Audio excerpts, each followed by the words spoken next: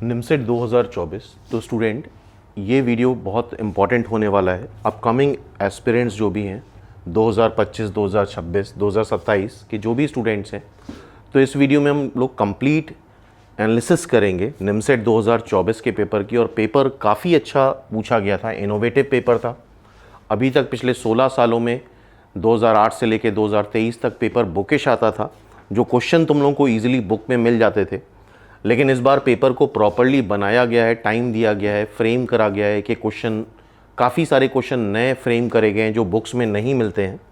तो इस वजह से तुम लोगों को और प्रॉपरली पढ़ना होगा, अपने थॉट्स को डेवलप करना होगा, प्रेजेंस ऑफ माइंड डेवलप करना होगा अपने अंदर, कि उस समय अगर कोई नया क्वेश्चन आता है, जैसे इस बार निमसेट 2024 में काफ़ी सारे क्वेश्चन नए थे जो बुक में एग्जिस्ट नहीं करते हैं, तो उस समय तुमने उसके बारे में सोच पाए नहीं सोच पाए, इस पे तुम्हारा सिलेक्शन डिपेंड करता था। तो उसी तरह से फ्यूचर एग्ज़ाम में 2025, 26, 27 के भी जो भी एस्पिरेंट्स हैं उनको इसी तरह से प्रिपरेशन करनी होगी कि अगर नए क्वेश्चंस हम फेस करें एग्ज़ाम में तो उसके बारे में प्रॉपरली सोच पाएँ।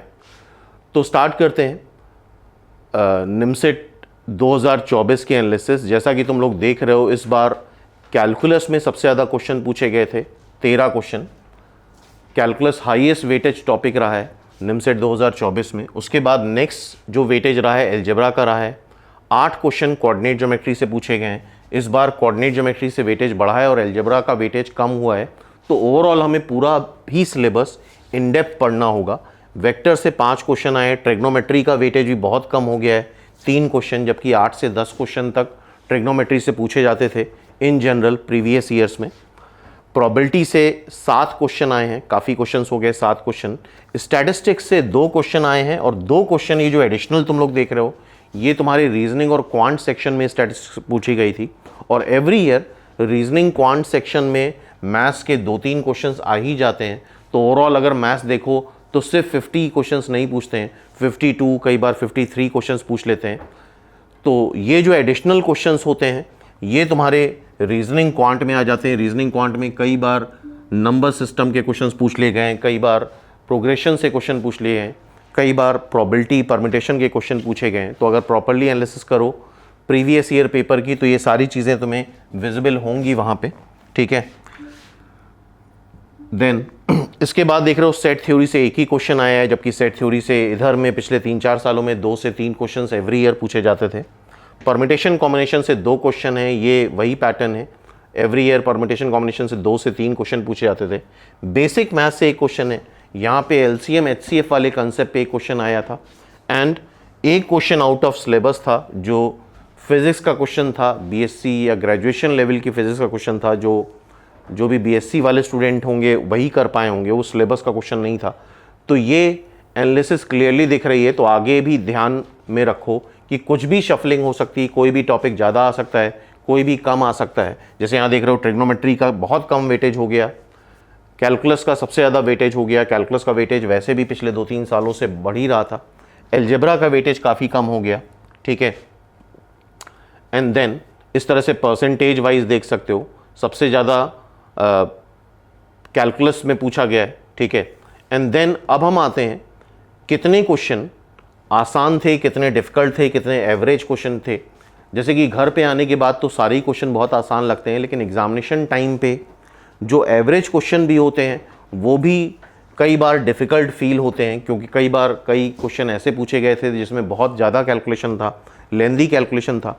तो उस वजह से एवरेज भी डिफ़िकल्ट हो जाते हैं। लेकिन ये एक एवरेज स्टूडेंट के पॉइंट ऑफ व्यू से एनालिसिस प्रिपेयर करिए, जहाँ पे आसान क्वेश्चन 11 थे, एवरेज और डिफ़िकल्ट क्वेश्चन का वेटेज इस बार बहुत बढ़ गया है, आसान क्वेश्चन का वेटेज काफ़ी कम हो गया है। 2023 में भी पेपर डिफ़िकल्ट था, लेकिन फिर भी रिलेटिवली आसान था, बिकॉज पेपर पूरी तरह से बुकिश था। 12 क्वेश्चन तो निमसेट के ही प्रीवियस ईयर के क्वेश्चन पूछे गए थे, 3-4 क्वेश्चन जेई मेंस के पूछे गए थे। लेकिन इस बार ऐसा कुछ भी नहीं था, कोई भी क्वेश्चन रिपीटेड नहीं था। और काफ़ी सारे क्वेश्चंस ऐसे थे जो बनाए गए थे, फ्रेम करे गए थे, कहीं पे भी इंटरनेट पे या तुम्हें बुक्स पे नहीं मिलेंगे, पूरा डेटा नया था। तो इस बार का रिज़ल्ट और कट ऑफ भी काफ़ी लो रहेगा और उसका फ़ायदा एनआईटीज़ को और स्टूडेंट्स को भी मिलने वाला है, ठीक है। तो पढ़ने का पैटर्न बदलना पड़ेगा। सिर्फ रटने से और क्वेश्चन को बार बार लगाने से काम नहीं बनेगा। तुम्हारे अंदर एक थिंकिंग पावर डेवलप होनी चाहिए कि अगर नए क्वेश्चंस हैं तो हम उसमें डिसबैलेंस ना हो जाएं।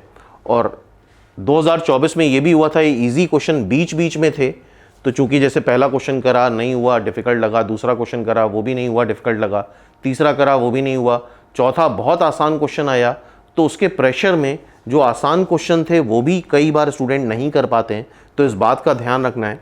और INPS में इस बार शुरू से ही मॉक स्टार्ट हो रहे हैं, तो हर तरीके के मॉक हम लोग डेवलप कर रहे हैं, जिसमें बहुत इजी मॉक भी हो सकते हैं, जिसमें बहुत इजी क्वेश्चन बीच बीच में शफल्ड होंगे, बहुत सारे डिफ़िकल्ट क्वेश्चन होंगे जो कभी तुमने नहीं देखे हैं, सोल्यूशन देख के ही समझ में आएगा यहाँ पे क्या करना है। तो साल भर बहुत रिगरस प्रैक्टिस करनी होगी। जो भी 25 और 26, 25-26 के स्टूडेंट हैं, तभी तुम फेस कर पाओगे 2025 का निमसेट एग्ज़ाम। बिकॉज अब लेवल बढ़ रहा है और आगे जाके लेवल और बढ़ेगा, तो सिर्फ ऊपर ऊपर से पढ़ाई कर लेने से काम नहीं बनने वाला है फ्यूचर में। तो जैसा कि यहाँ पे देख रहे हो, इजी क्वेश्चन 11 थे, एवरेज 25 थे। ये एक सब्जेक्टिव मैटर है, हो सकता है उन 25 क्वेश्चन में भी कुछ क्वेश्चन ऐसे होंगे जो एक स्टूडेंट को डिफ़िकल्ट लगे। तो एक रिलेटिव कंसेप्ट है, क्या इजी है, क्या डिफ़िकल्ट है, क्या एवरेज है, ठीक है। लेकिन एक जनरल, एक एवरेज स्टूडेंट के पॉइंट ऑफ व्यू से ये एनालिसिस है, जो आसान क्वेश्चन थे, बिल्कुल आसान क्वेश्चन थे, वो 11 क्वेश्चंस आए थे। 25 क्वेश्चंस जो थे एवरेज थे, और डिफ़िकल्ट क्वेश्चंस की इस बार परसेंटेज काफ़ी बढ़ गई। 14 क्वेश्चंस डिफ़िकल्ट आए थे, जिसमें काफ़ी क्रिटिकल थिंकिंग थी।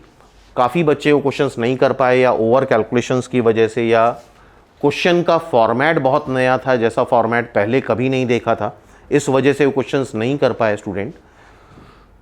तो करीब करीब देख रहे हो 22% पेपर इजी था, एवरेज पेपर 50% था, और डिफ़िकल्ट पेपर 28% था। तो इस बार डिफ़िकल्ट का वेटेज बढ़ा है, बिकॉज काफ़ी सारे क्वेश्चंस अननोन थे, नए थे, फ्रेम करे हुए थे।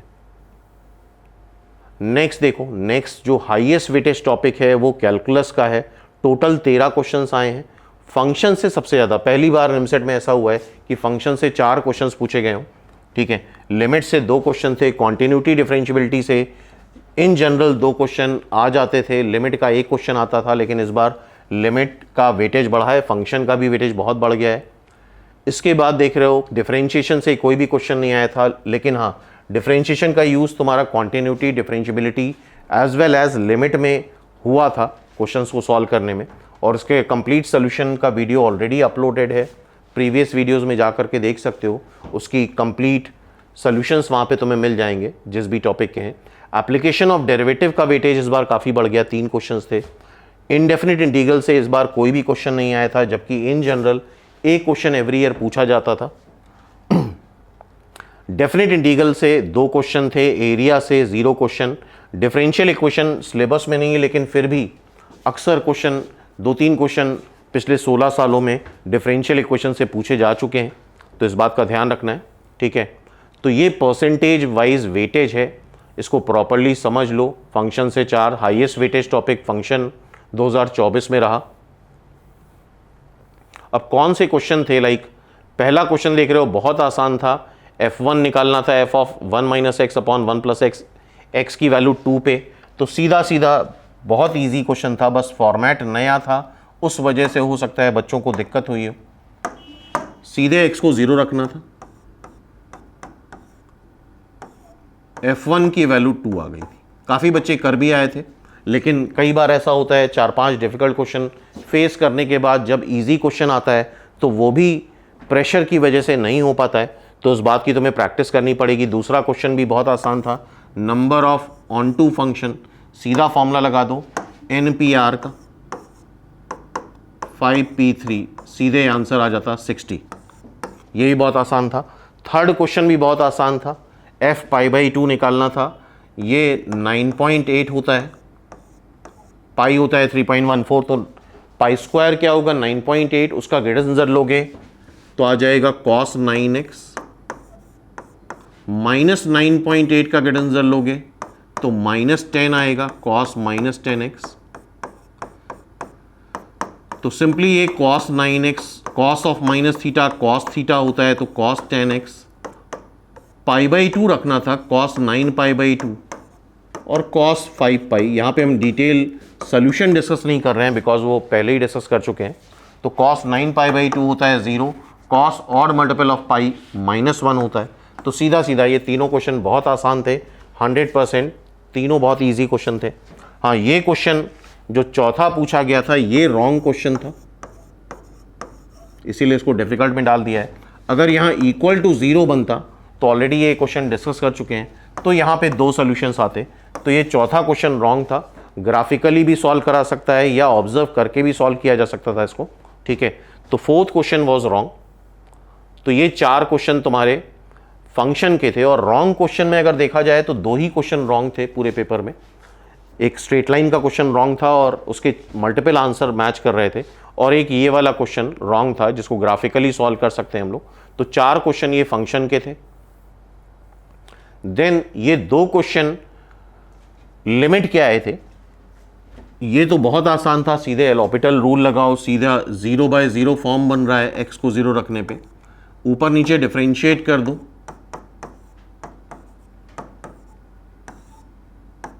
फिर 0 रखोगे, फिर ये 0/0 फॉर्म बन रहा है, फिर डिफरेंशिएट कर दो,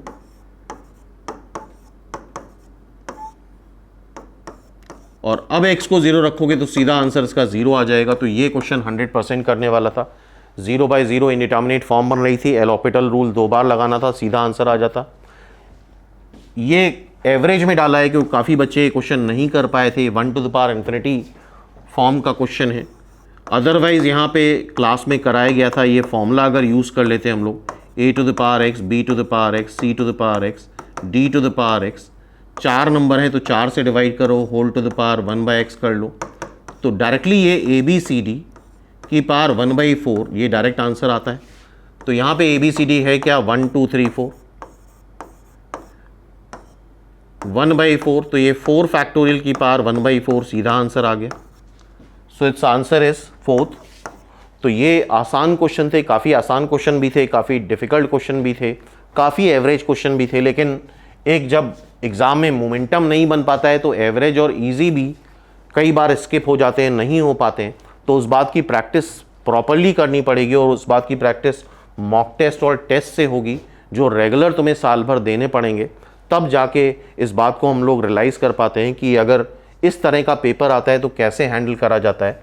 हमें फोकस करना होता है होने वाले क्वेश्चन पे, ना होने वाले क्वेश्चंस पे फोकस नहीं करना होता है।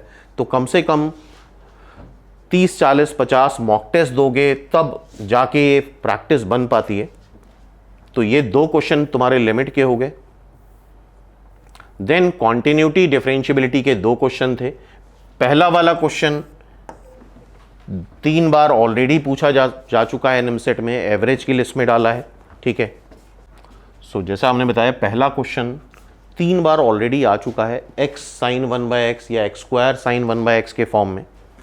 और इसकी PYQ की एनालिसिस, PYQ की एक बुक ऑलरेडी मार्केट में है, वो परचेज कर सकते हो। PYQ, निमसेट PYQ, अरिहंत की बुक आती है जिसमें मैथ्स का पूरा डिटेल एनालिसिस मिल जाएगी तुम्हें।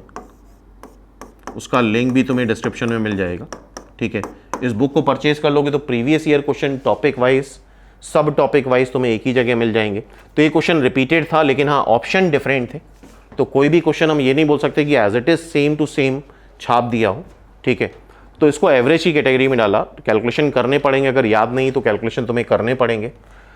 सेकंड ये क्वेश्चन है, ये बहुत ये क्वेश्चन डिफिकल्ट ये कैटेगरी में है क्योंकि कॉन्टिन्यूटी, डिफरेंशिएबिलिटी, सारी चीज़ें यहाँ पे चेक करनी पड़ती। थोड़ा सा कैलकुलेशन ज़्यादा था। कैलकुलेशन अगर ओवर है, आधे पेज से ज़्यादा बढ़ रहा है, तो obviously objective point of view से वो थोड़ा डिफिकल्ट हो जाता है, क्योंकि जहाँ पे तुम्हारा कैलकुलेशन आधे पेज से बढ़ता है उतना ही प्रेशर बढ़ता जाता है और उतना ही गलत होने के चांसेस भी बढ़ते जाते हैं।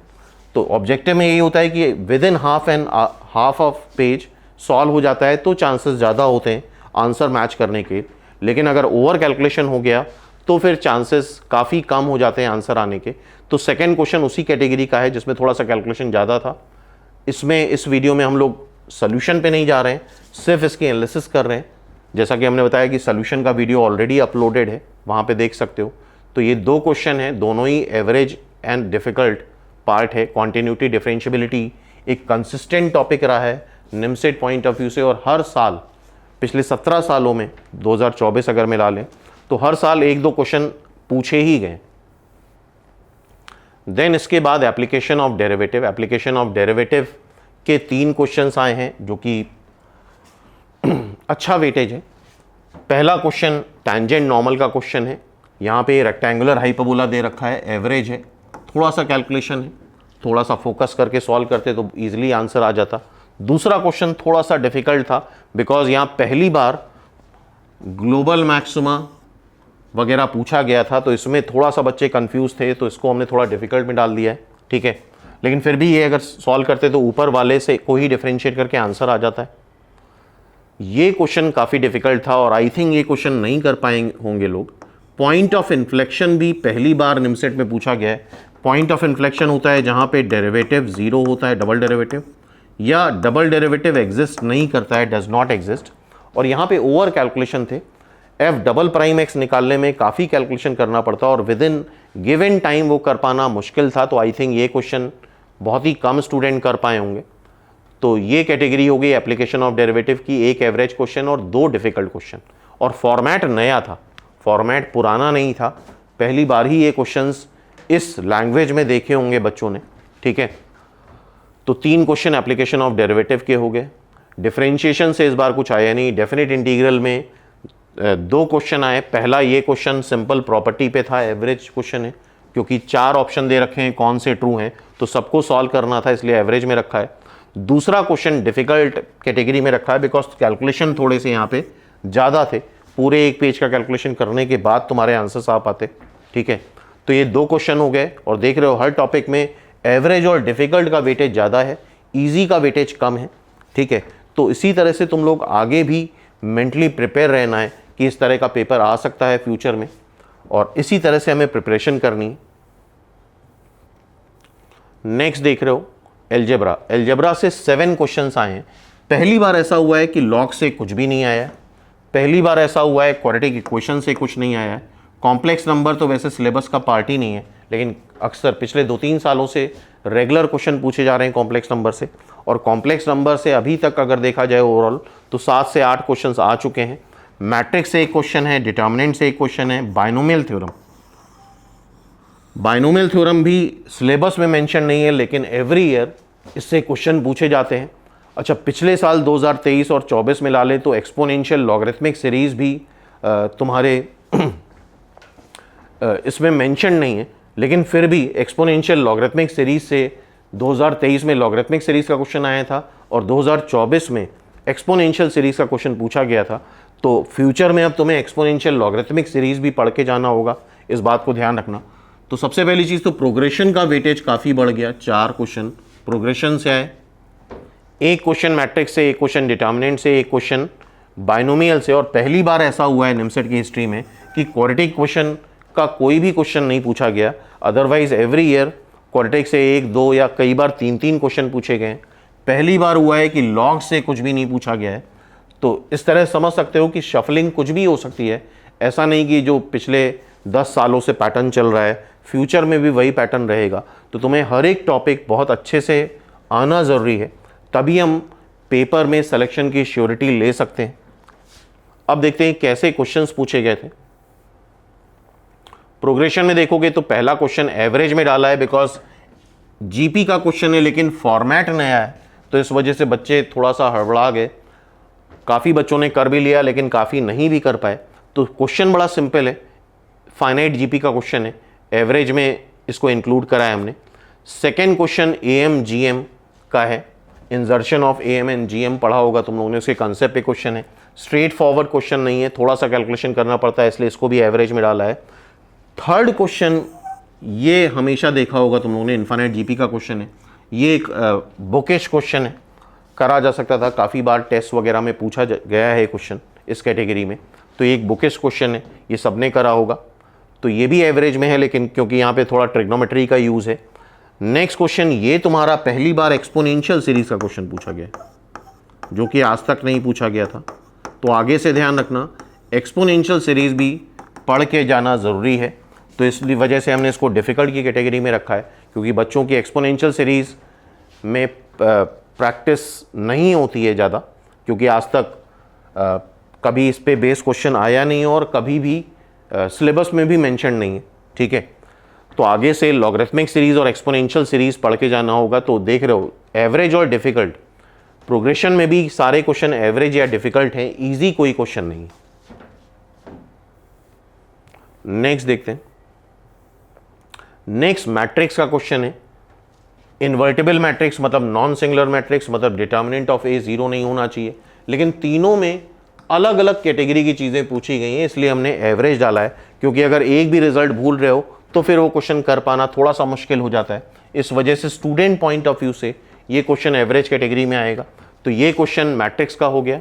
देन इसके बाद डिटर्मिनेंट का एक क्वेश्चन है। डिटर्मिनेंट का क्वेश्चन भी एवरेज में है, क्योंकि यहाँ पे इनफाइनाइट सोल्यूशन निकालने, अगर तुम कैलकुलेशन में पढ़े तो तुम्हें delta x, delta y, delta z सब निकालना होगा। क्वेश्चन बहुत लेंदी हो जाएगा अगर प्रोसेस से करते हो, और अगर हिट एंड ट्रायल से करते हो तो ये क्वेश्चन बहुत आसान था। लैम्डा म्यू की वैल्यू पूछी गई जिसके लिए it has infinitely many solution. तो सीधा सीधा अगर ये वैल्यू उठा के थर्ड इक्वेशन में रख देते हो तो थर्ड इक्वेशन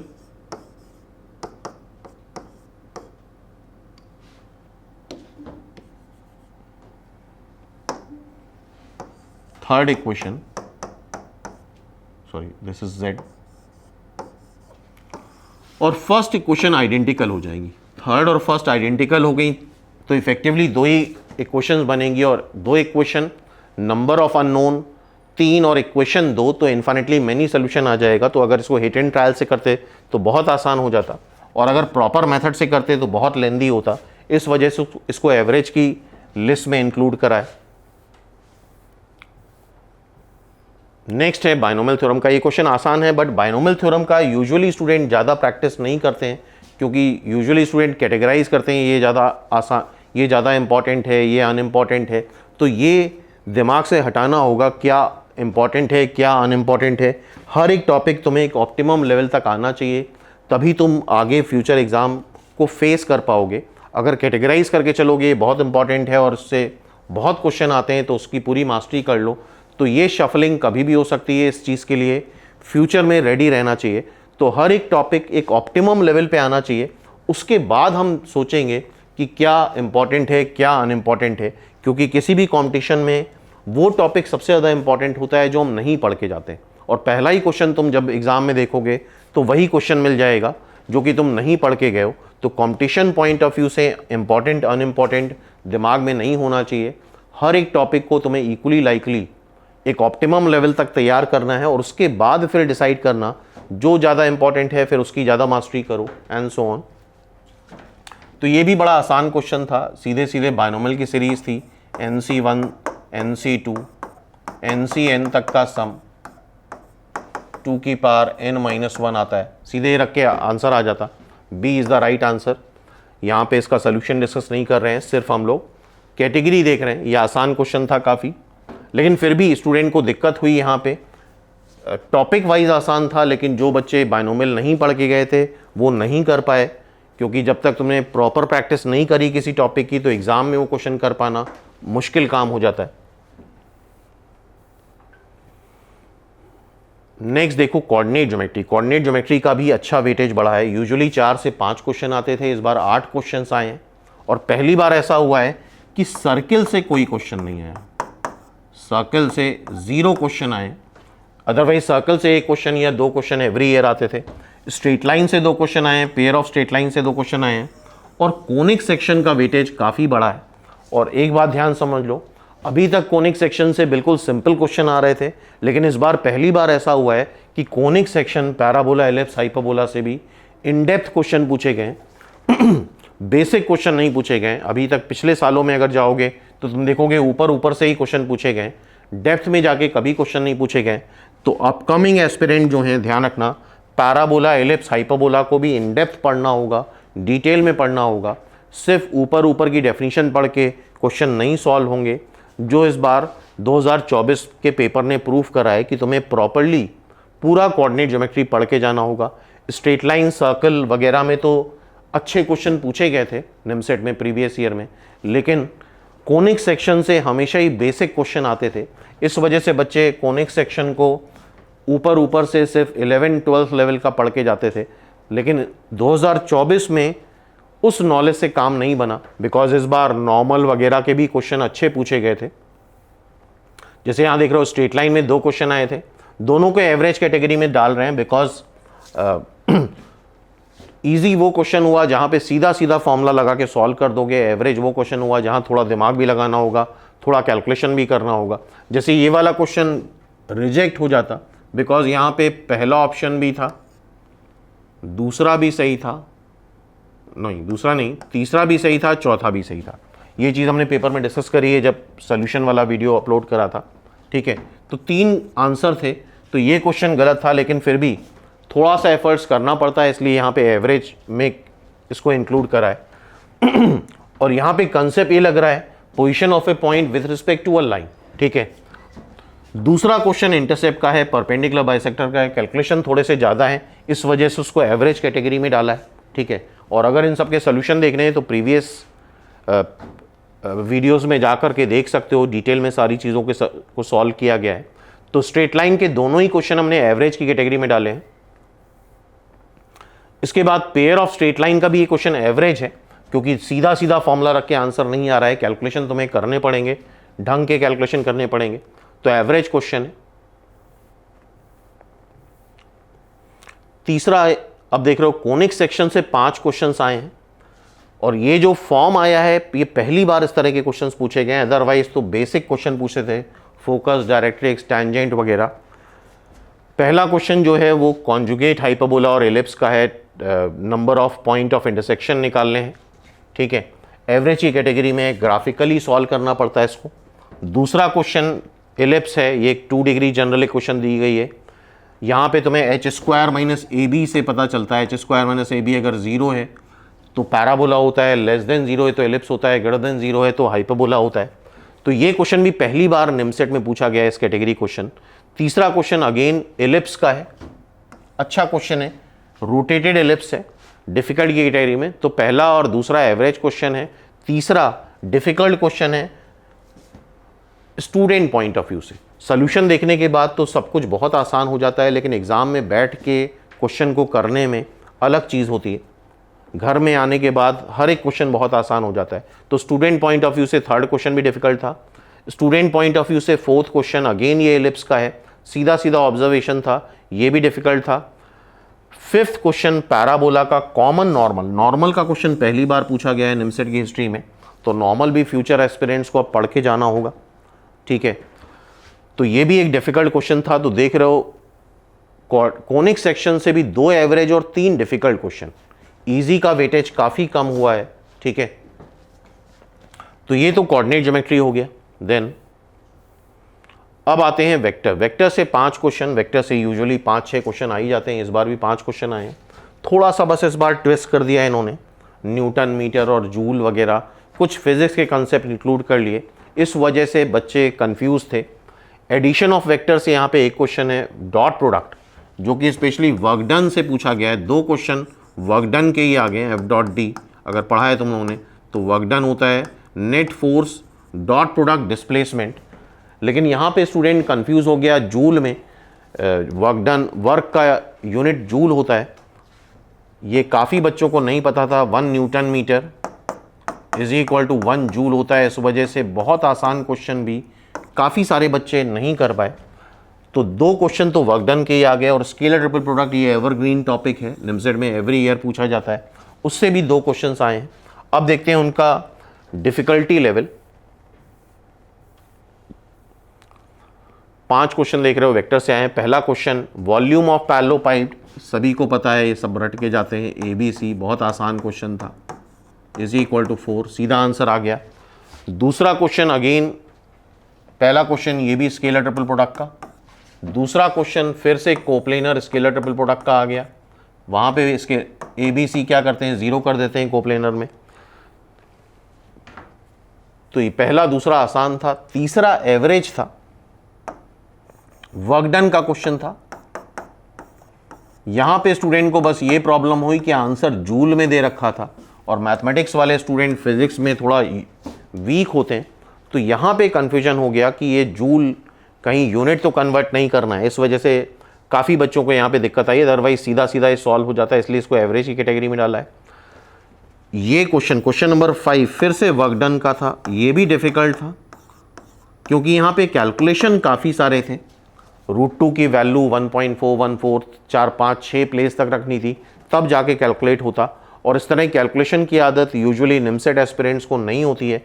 तो आगे से ध्यान रखना, अंडर रूट वगैरह निकालना भी तुम्हें प्रॉपर्ली आना चाहिए, अदरवाइज एग्जाम में प्रॉब्लम हो सकती है, क्योंकि यूजुअली स्टूडेंट को √2 की वैल्यू 1.414 रटी होती है, लेकिन उतनी वैल्यू रख के ये आंसर नहीं आता।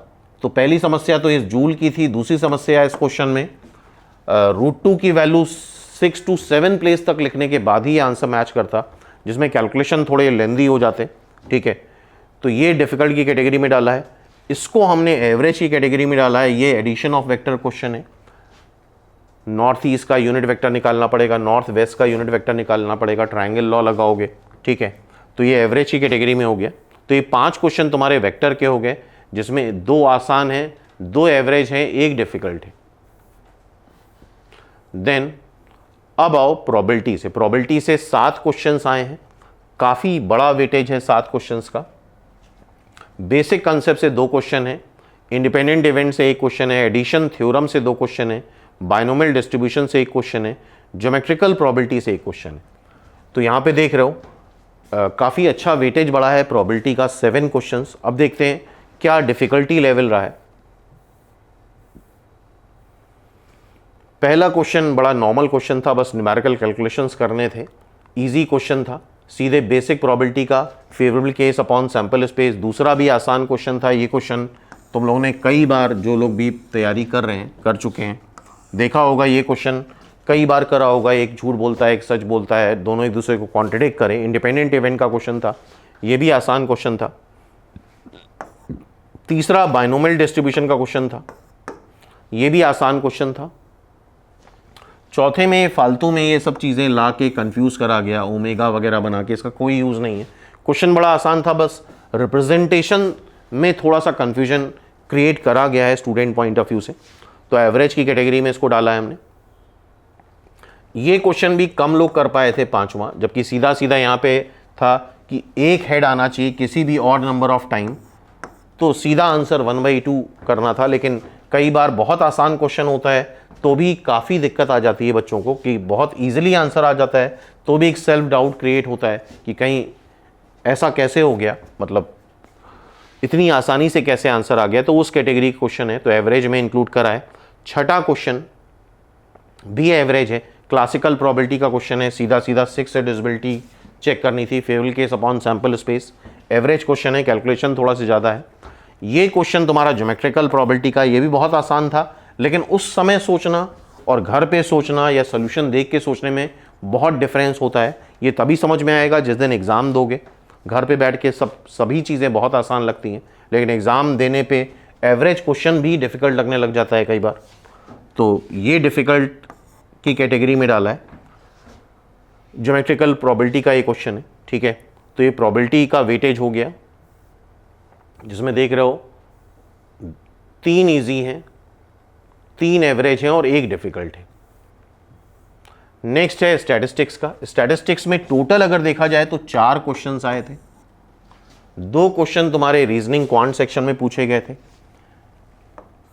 रीजनिंग क्वांट सेक्शन में एक मीन का क्वेश्चन आया था और कोरिलेशन रिग्रेशन से अभी तक कोई क्वेश्चन नहीं पूछा गया था, लेकिन इस बार एक क्वेश्चन आ चुका है लाइन ऑफ रिग्रेशन से निमसेट में।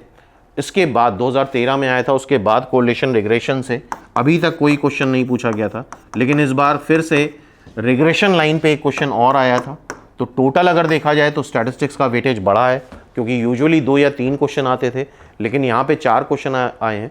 मैथ्स में तो 2 ही, मैथ्स वाले सेक्शन में 2 ही क्वेश्चन पूछे गए थे, बट रीजनिंग वाले क्वेश्चन में 2 एक्स्ट्रा क्वेश्चन पूछे गए थे, एक मीन का था और एक रिग्रेशन लाइन का था।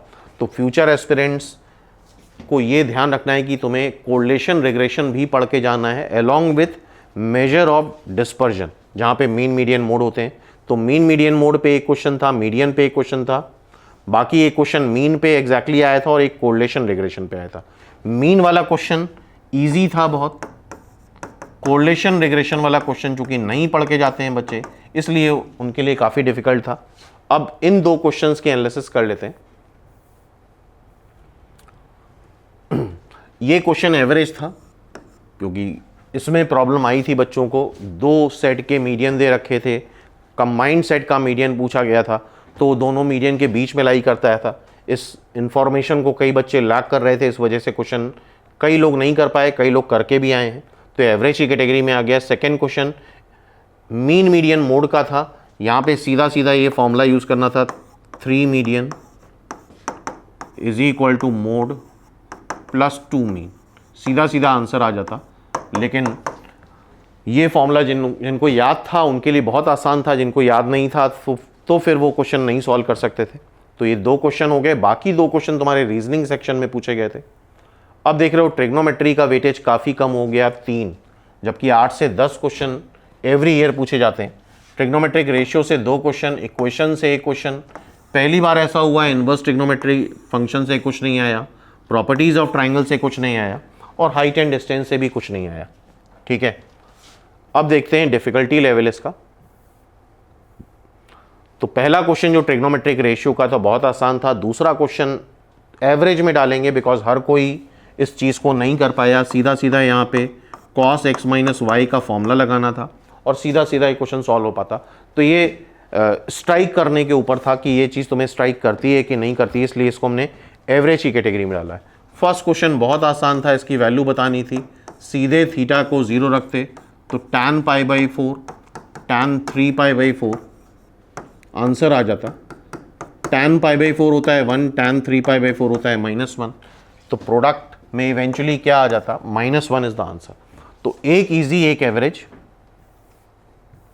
देन ट्रिग्नोमेट्रिक इक्वेशन का ये क्वेश्चन काफ़ी कम बच्चे कर पाए, डिफ़िकल्ट की कैटेगरी में डालते हैं बिकॉज यहाँ पे इंटरवल काफ़ी बड़ा था, -9π से 3π।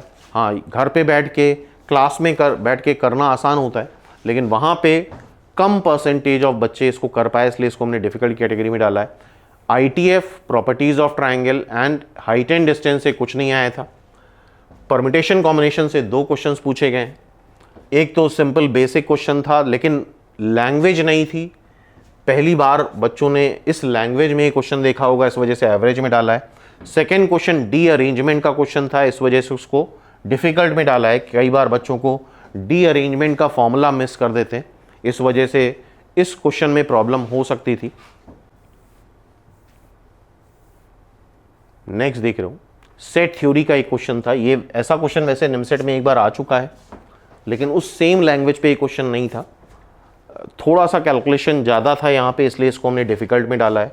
यूजुअली सेट थ्योरी से 2 क्वेश्चन 3 क्वेश्चन आ रहे थे, लेकिन इस बार एक ही क्वेश्चन आया। अच्छा क्वेश्चन है, अगर वेन डायग्राम के क्वेश्चन अच्छे से प्रैक्टिस करे होंगे तो ये क्वेश्चन कर लिया होगा, लेकिन ऐसा क्वेश्चन नहीं था कि बिल्कुल देखो और फॉर्मूला लगाओ और विद इन सेकेंड आंसर आ जाए, थोड़े एफर्ट्स करने पड़ेंगे। नेक्स्ट क्वेश्चन ये LCM HCF का था। क्वांट सेक्शन में तुम लोगों ने LCM HCF पढ़ा होगा, रीजनिंग क्वांट सेक्शन में ये चीज़ें पढ़ाई जाती हैं, या मैथ्स में नंबर सिस्टम में ये चीज़ पढ़ाई जाती है, तो उससे रिलेटेड क्वेश्चन था ये। वैसे होना तो रीजनिंग क्वांट सेक्शन में चाहिए, लेकिन यहाँ पे है, लेकिन 8th 9th 10th लेवल की ही मैथ्स है।